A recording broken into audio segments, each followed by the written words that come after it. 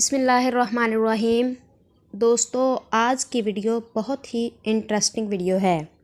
آج کی ویڈیو میں ہم آپ کو بتانے والے ہیں مسجد نبوی کے میناروں کے بارے ایسی معلومات جس سے آپ واقف نہیں۔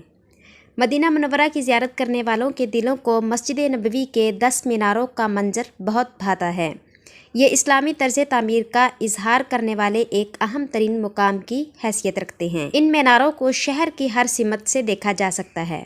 جلیل القدر صحابی حضرت بلال رضی اللہ تعالی عنہ نے 1400 سال سے بھی قبل نبی کریم صلی اللہ علیہ وآلہ وسلم کے دور میں مدینہ منورہ میں پہلی مرتبہ اذان دی تھی۔ ابتدا میں بلال رضی اللہ تعالی عنہ مسجد نبوی کے قریب ترین گھر کی چھت پر جا کر اذان دیا کرتے تھے۔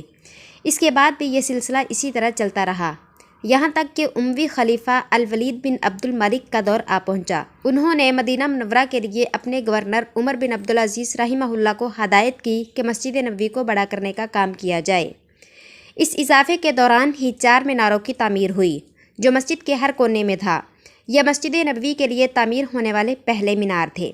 مسجد نبوی کی تاریخ میں اس کی بہتری کے حوالے سے بہت سے مواقع آئے، تاہم مملکت سعودی عرب کے دور میں اس حوالے سے ضخیم توسیع دیکھنے میں آئی تاکہ ہر سال زائرین کی بڑھتی ہوئی تعداد کو قابو کیا جا سکے۔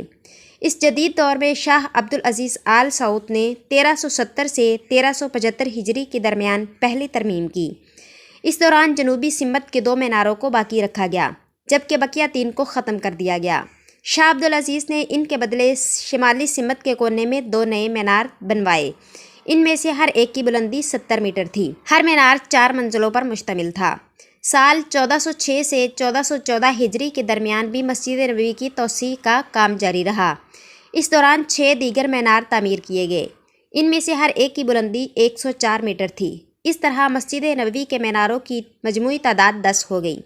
نئے 6 میناروں میں سے 4 شمالی سمت، 5 مینار جنوب مشرقی سمت اور 6واں مینار جنوب مغربی سمت تعمیر کیا گیا۔ ہر مینار 5 منزلوں پر مشتمل ہے۔ سب سے بھلائی منزل کی چوٹی پر مخروطی شکل میں ایک تاج نظر آتا ہے۔ کانسی سے بنے اس تاج کی بلندی 6.7 میٹر اور وزن 4.5 ٹن ہے۔ اس پر 14 کیرات سونے کا پانی بھی چڑھا ہوا ہے۔ سعودی حکومت کی جانب سے توسیع کا سلسلہ جاری رہا اور 1434 ہجری کے اواخر میں مسجد نبوی کی تاریخ کی سب سے بڑی توسیع دیکھی گئی۔